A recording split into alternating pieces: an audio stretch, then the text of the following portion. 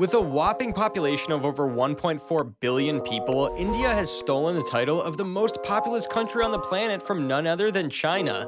But that's not all that's making waves. We've got some jaw-dropping statistics on India's economy that are bound to make your eyebrows shoot up. First things first, India is all set to take the crown as the fastest growing large economy this year, with a projected growth rate of 5.9%. That's right, folks, it's full steam ahead for India's economic locomotive. And the predictions don't stop there. By the time we hit the year 2050, India is expected to become the second largest economy in the world. This brings us to the recent statement made by Prime Minister Modi, who boldly claimed that India's time has arrived. Well, with these impressive numbers, it's hard to argue with that statement, isn't it? However, before we get ahead of us, let's take a little trip back in time, shall we? Rewind to the year 2006, when India was on a rocket ship to success, growing at an astonishing rate of over 9%. It seemed like the stars were aligning, the planets were cheering, and India was on the brink of becoming the next world superpower.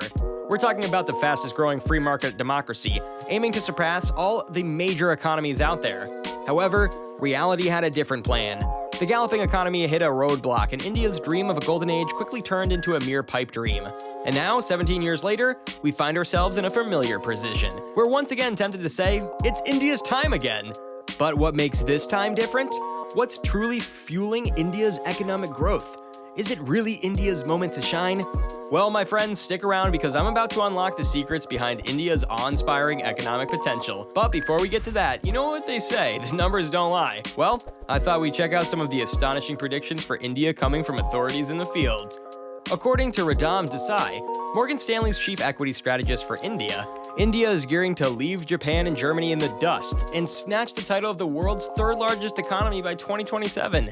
That's right, India is ready to step onto the podium. Morgan Stanley also believed that India's GDP has the potential to more than double from its current $3.5 trillion to a staggering $7.5 trillion by 2031.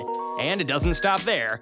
India's share of global exports is projected to double within that same time frame.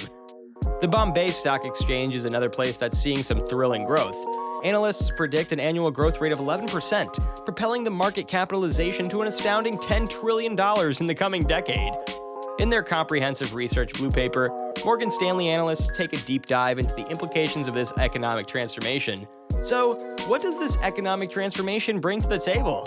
First off, India's manufacturing sector is set to shine on the global map, with an increased share of the pie. The availability of credit will expand, giving rise to a wave of new businesses. Quality of life is expected to improve, and consumer spending is poised for a glorious boom. It's an economic development era like no other. Chetan Iyer, Morgan Stanley's chief Asia economist, emphasizes the magnitude of this opportunity. In a world hungry for growth, India emerges as a shining star on the investment horizon. Get this, folks, India will be one of the only three economies capable of generating over $400 billion of annual economic output growth from 2023 onwards. And wait for it, after 2028, that number will skyrocket to over $500 billion.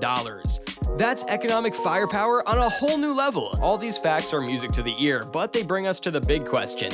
What is behind this ambitiously positive outlook? What makes India an economy on speed? What are the factors that will likely convert these predictions from just another academic activity to reality? Before we go into factors driving India's growth, please subscribe to the channel and turn on the notification for more exciting content. Back to the drivers of India's economic growth. We'll kick things off with global offshoring, a game changer that has transformed India into a workhorse powerhouse. Since the early days of the internet, companies worldwide have been outsourcing services like software development, customer service, and business process outsourcing to India.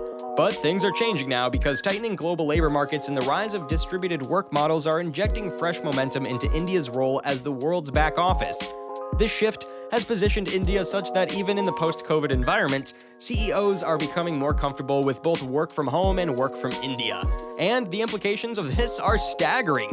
In the next decade, the number of Indians employed in jobs serving global markets is expected to double, surpassing a staggering 11 million. Why? Well, global spending on outsourcing is set to skyrocket from $180 billion annually to around $500 billion by 2030. That's some serious growth potential right there. But that's not all. India is gearing up to become the ultimate factory to the world, With corporate tax cuts, investment incentives, and a significant focus on infrastructure spending, capital investments in manufacturing are soaring.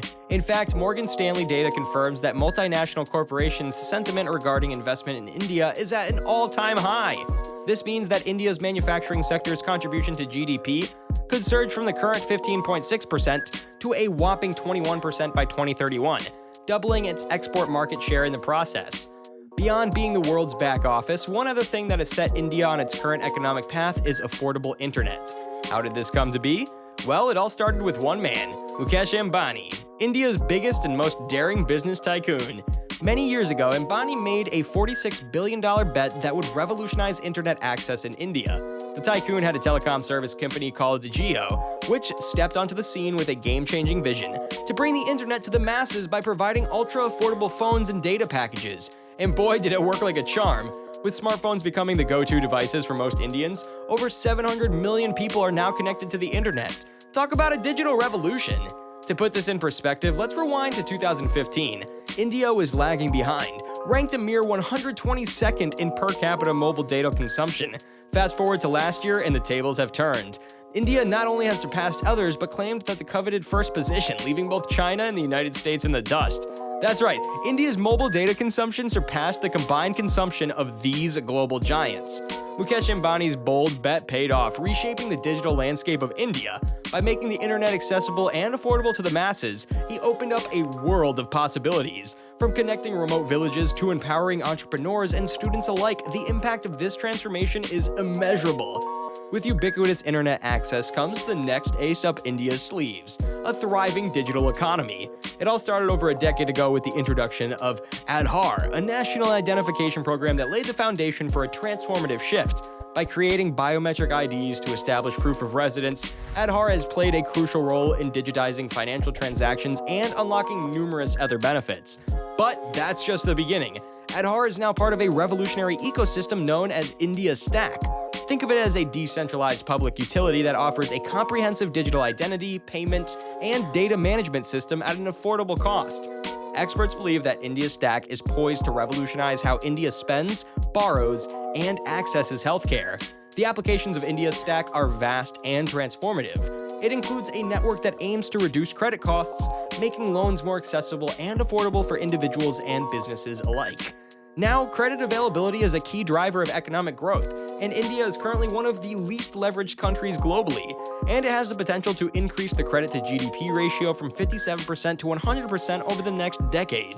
But that's not all. Indian consumers are in for some exciting developments. The income distribution landscape is expected to undergo a dramatic shift, leading to increased disposable income. As a result, overall consumption in the country could more than double from $2 trillion in 2022 to a whopping $4.9 trillion by the end of the decade. And guess what? Non-grocery retail sectors, including apparel and accessories, leisure and recreation, household goods and services, and many more, are expected to experience the greatest gains. It's time for consumers to embrace a world of possibilities.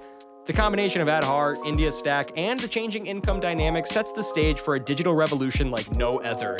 India is harnessing the power of technology to reshape financial systems, empower individuals and businesses, and unlock new avenues for economic growth.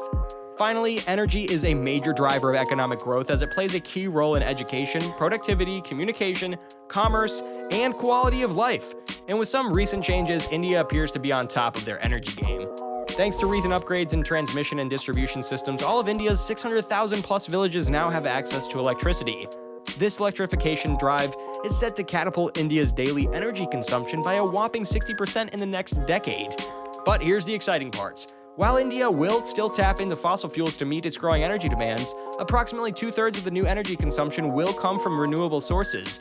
We're talking about a diverse mix of biogas, ethanol, hydrogen, wind, solar, and hydroelectric power. By embracing these renewables, India aims to reduce its reliance on imported energy and combat the pressing issue of pollution. After all, it's disheartening to note that India is currently home to 14 out of the world's 20 most polluted cities. But the story doesn't end there. The transition to cleaner energy also paves the way for innovative electric solutions, the rise of electric vehicles, bikes, and even green hydrogen-powered trucks and buses. These eco-friendly alternatives not only contribute to a cleaner environment, but also create a surge in demand for electric solutions. Now, what are the implications of this energy revolution? The rise in India's energy consumption, coupled with the energy transition, presents a new opportunity to boost investment growth. This surge in capital investments sets off a virtuous cycle, generating more jobs, income, savings, and, in turn, more investment. It's a win-win situation that drives economic growth and propels India towards a brighter, cleaner future. In the end, it is important to note that while these factors make the predicted economic growth a possibility, there could also be bumps along the way.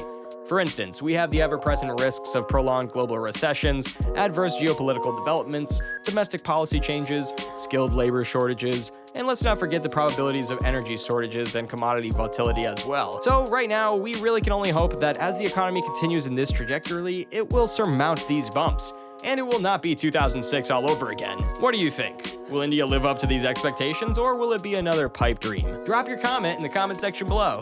And if you enjoyed the video, give it a thumbs up and subscribe to the channel. See you in the next video.